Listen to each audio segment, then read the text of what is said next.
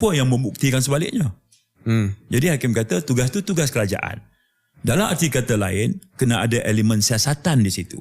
Praktis sekarang ialah foundling baby bila ditemui, perkara 19B ini, perlembagaan boleh dapat, warga negara boleh dapat melalui pendaftaran, melalui kuat kuasa undang-undang atau automatik, melalui naturalisasi. Ini 3 jalan saja.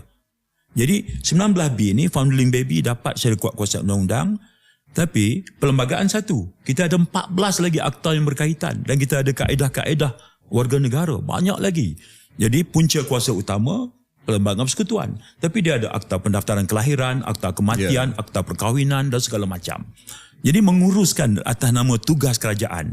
Jadi kamu hanya lihat dari bahawa perlembagaan memberikan kuat kuasa undang-undang, founding baby adalah kuat kuasa automatik. Tapi dia disertai dengan apa? Dia kena ada laporan Jabatan Kebajikan, kena ada laporan hospital, kena ada laporan polis. Mengikut akta kelahiran, seseorang yang mengetahui tentang suatu kelahiran, dia hendaklah segera mendaftar, hendaklah segera membuat laporan kepada pihak berkuasa. Okay? Jadi, salah faham bahawa jumpa founding baby mesti bagi terus. There is a process. Yang tu kena respect dulu. Okay? Setiap hujung Kan dia. Jadi harus dibaca bahawa bapa itu termasuklah ibu. Pun kejanggalan. Ya. Ibu ada ibu, bapa ada bapa. Tapi, saya pegang jawatan tu 5 Disember 2022. Seawal Februari, kita bawa perkara ni kepada Jemaah Menteri. Saya beritahu, keputusan pertama mestilah keputusan dasar. Kabinet bersetuju atau tidak nak pindah?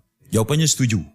Baik, dalam perkara warga negara ni, sebarang pindaan, perlembagaan juga kata kena ada lagi satu proses, iaitu perkenan Majlis Raja-Raja. Betul. Yang kedua, Kerajaan Sabah. Yang tiga, Kerajaan Sarawak. Dia tak sebut Kerajaan Negeri Sembilan, Kerajaan Johor, Kerajaan Melaka. Tak, itu perlembagaan. Jadi setelah dapat kelulusan dasar, KDN kemudiannya mendapat perbincangan dan mendapat persetujuan, termasuk Majlis Raja-Raja. Majlis Raja-Raja pada ketika itu mengingatkan bahawa warga negara ni satu perkara yang besar. Jadi tak boleh buka floodgate. Jangan bagi kepada orang yang tak layak dapat. Mesti ada elemen kawalan. Dalam arti kata lain, lakukan penyelidikan dengan cermat. So kita balik dan kita tubuhkan pasukan penyelidik. 2 tujuan. Pertama, kita kaji semua peruntukan undang-undang dalam negara kita yang berkaitan. Semua undang-undang yang namanya akta negara kita ada 840. Ya. Kemudian yang kedua, kita tengok pula amalan di negara-negara luar. Negara Commonwealth dan bukan Commonwealth. Dalam tajuk yang kita nak bincang. Daripada situ kita hasilkan matriks pindaan. Yang mana kita nak gugurkan, yang mana kita nak tambah, yang mana kita nak pindah. Matriks itu kembali kita bentang kepada kabinet dan kepada Majlis Raja-Raja. Itu prosesnya. Daripada situ barulah kita buat libat urus sehinggalah blue bill kita bentangkan dalam minggu ini. Baik.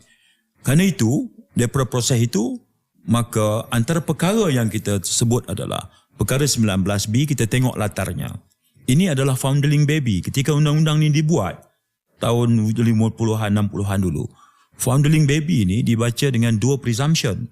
Yang pertama, anak yang ditemui itu, tempat lahirnya di mana? Presumptionnya, tempat lahir adalah tempat di mana dia ditemui. Yang kedua, dilahirkan oleh ibu yang reside permanently. Yeah, at least. At least. Kecuali dibuktikan sebaliknya. Yeah. Itu ayat dia. Jadi, kes ni berakhir dalam penghakiman Mahkamah Persekutuan sebenarnya. Jadi, hakim membangkit perkara ini, hakim kemudian tanya. Hakim juga tanya, tugas siapa yang membangkit perkara ini? Hakim kemudian tanya. Hakim juga tanya, tugas siapa yang membuktikan sebaliknya? Jadi hakim kata, tugas tu tugas kerajaan. Dalam arti kata lain, kena ada elemen siasatan di situ.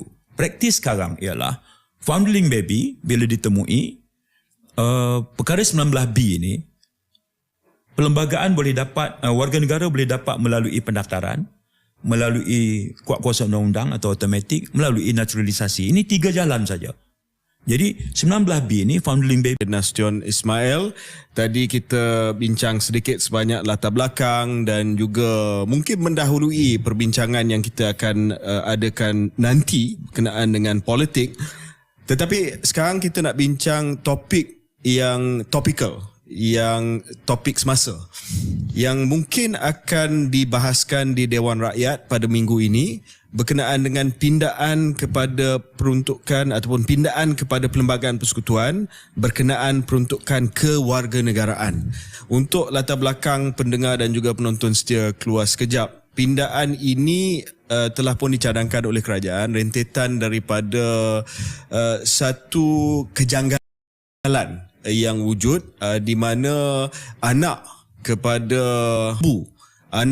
ibu yang mempunyai kerakyatan kewarganegaraan Malaysia yang lahir di luar negara, tidak mendapat kewarganegaraan secara automatik berbanding dengan anak yang lahir kepada bapa. Untuk kita tidak mendapat kewarganegaraan secara automatik berbanding dengan anak yang lahir kepada bapa yang mempunyai kewarganegaraan Malaysia yang lahir di luar negara. Jadi untuk kita memperbetulkan kejanggalan tersebut, maka dicadangkan pindaan peruntukan kewarganegaraan dalam Perlembagaan Persekutuan. Namun demikian ada kebimbangan yang telah pun disuarakan tersebut, dan apabila kebimbangan itu telah pun dizahirkan, maka kerajaan telah membuat keputusan bahawa 2 daripada 5 kategori pindaan itu tidak diteruskan. Ini berkenaan dengan Seksyen 19B bahagian 3 jadual kedua berkaitan penganugerahan hak kewarganegaraan secara perundangan kepada bayi terdampar dan kanak-kanak tanpa warga negara. Ini case foundling lah. Ya. Nanti Datuk Seri akan jelaskan. Dan yang kedua yang tidak diteruskan adalah Seksyen 14E bahagian 2 jadual kedua perlindungan yang serupa di bawah operasi undang-undang. Maksudnya selama ini adalah operation of law. Maknanya lebih kurang dia automatik lah, dia dapat tanpa perlu melalui proses permohonan dan sebagainya. Jadi Datuk Seri, saya cuba meringkaskan, memudahkan tadi untuk pendengar dan penonton kita. Adakah apa yang saya sebut itu betul, bahawa yang pertama kita sokong, kita setuju dengan kerajaan bahawa pindaan yang pokok yang asal iaitu untuk kita perbetulkan kejanggalan ini, itu kita semua setuju. Tetapi 2 ni yang foundling dengan yang operation of law ni, Datuk Seri dah setuju untuk keluarkan daripada cadangan pindaan. Ya. Baik, terima kasih Khairi, terima kasih Syaril. Isu warga negara ni hari, biar saya gariskan beberapa prinsip besar. Yang pertama ialah rukun warga negara ni mesti ada ikatan perkahwinan yang sah ni hari. Biar saya gariskan beberapa prinsip besar. Yang pertama ialah rukun warga negara ni mesti ada ikatan perkahwinan yang sah berdaftar mengikut undang-undang negara kita. Yang kedua, salah seorang ibu atau bapa atau kedua-duanya adalah warga negara Malaysia. Itu prinsip teras rukun. Ya, kalau memenuhi 2 perkara ini, maka isu warga negara itu jelas, terang dan mudah. Baik. Tapi hidup tidaklah semudah itu. Hidup ni kompleks. Masyarakat ni dinamik. Perubahan berlaku. Okey. Tapi setelah saya dan pasukan di KDN meneliti